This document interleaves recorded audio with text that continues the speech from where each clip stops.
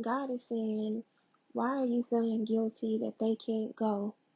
Why are you feeling disappointed that the same people who have been rejecting you, dishonoring you, mistreating you, disregarding you, disrespecting you to go with you?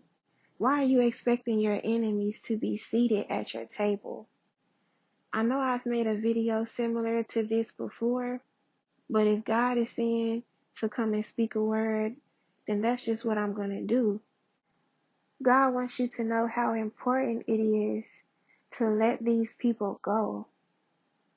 Let these people go. Maybe you are currently in a certain living situation with family or friends that you thought were for you, but you realize they aren't. Maybe you're at a job around particular people. Pay attention to those who treated you poorly in this past season. God wants you to forgive. God wants you to make peace, but He does not want you to forget. He doesn't want you to forget because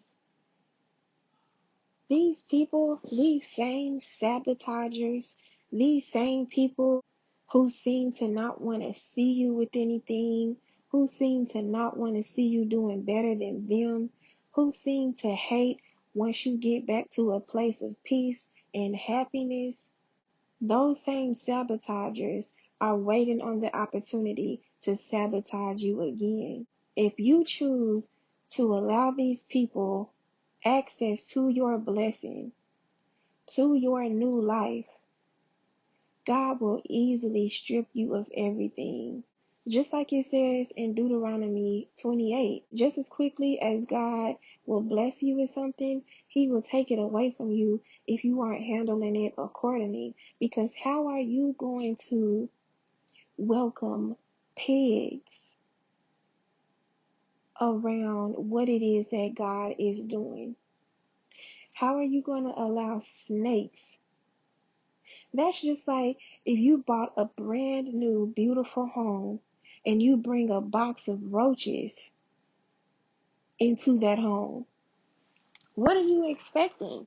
You are going to go from having a nice, clean, beautiful environment to a roach infestation. Letting these certain individuals around at the wrong times, you are going to have a spiritual infestation on your hands that is not easy to get rid of. Satan is plotting, waiting on you to just get a little too friendly, to get just a little too forgiving, to get just a little too understanding, and allow one of his little drones to wiggle their way into your blessing and destroy it. And trust me, I know that it can be hurtful. I know that it can be painful to have to leave behind people who you once dreamed of seeing at the finish line. People who you once dreamed of celebrating with when that thing finally pops off in your life. But now more than ever, you see it. You see those true intentions. You see the look in their eyes. You see how they talk about you, how they talk about other people. You see how they aren't quick to celebrate you, but are quick to criticize you. You see how they treat you compared to how you treat other people.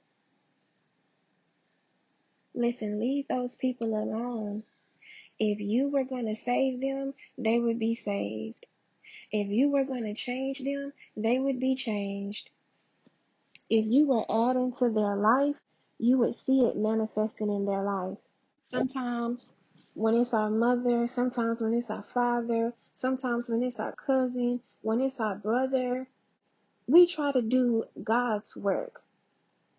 We try to reach back out and say these. If God has not said to speak a word to somebody, you are casting your pearls amongst swine.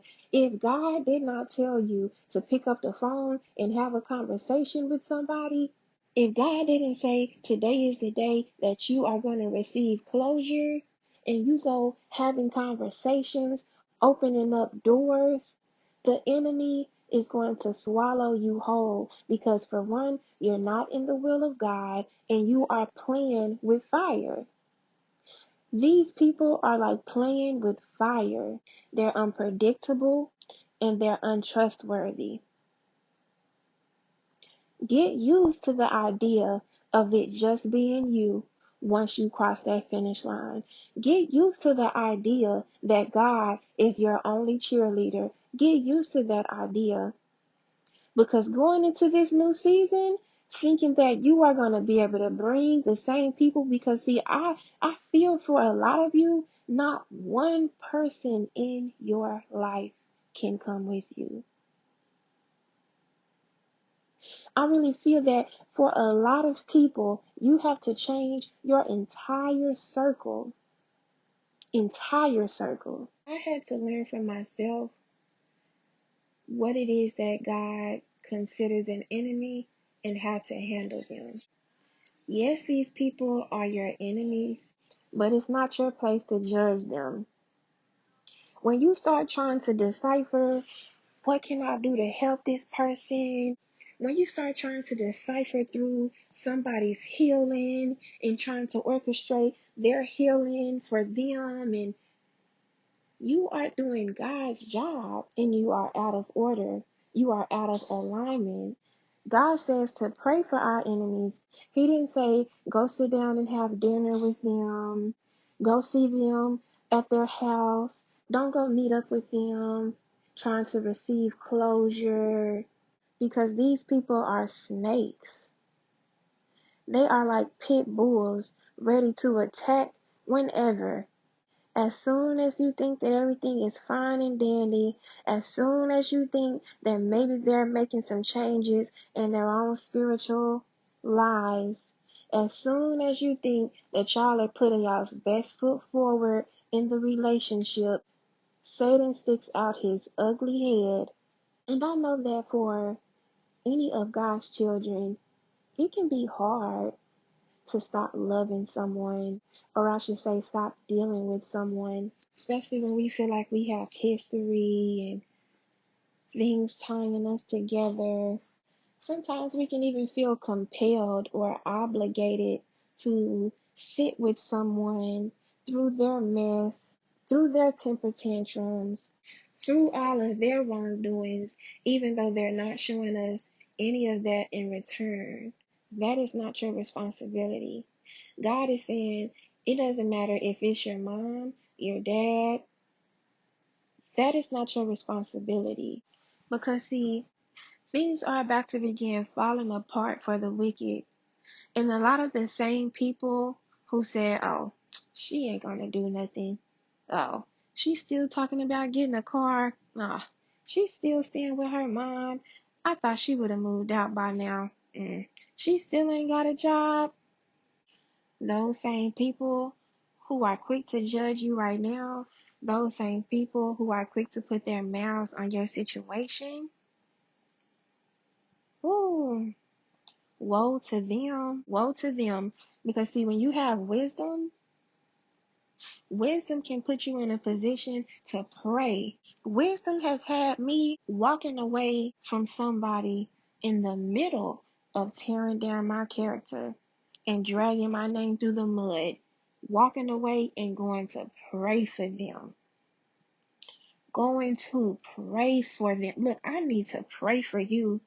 I need to pray for you, because if you are foolish enough to put your mouth on me the way that you just did, I need to pray for you. I'm not going to curse you.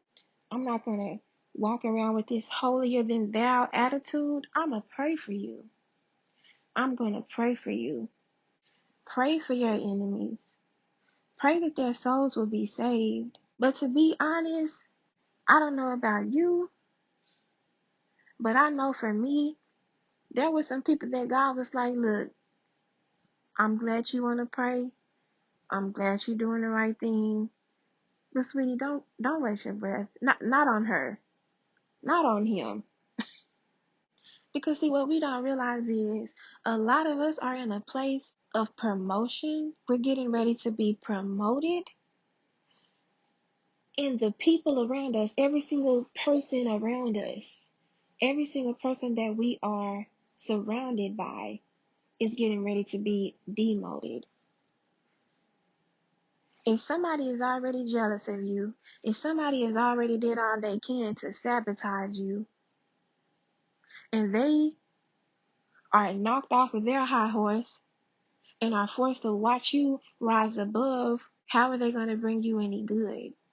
How are they going to bring you anything that doesn't have the enemy's hands on it? I know it may hurt. I know it may take some time to process it, but start preparing your heart now. Even ask God to help you prepare your heart.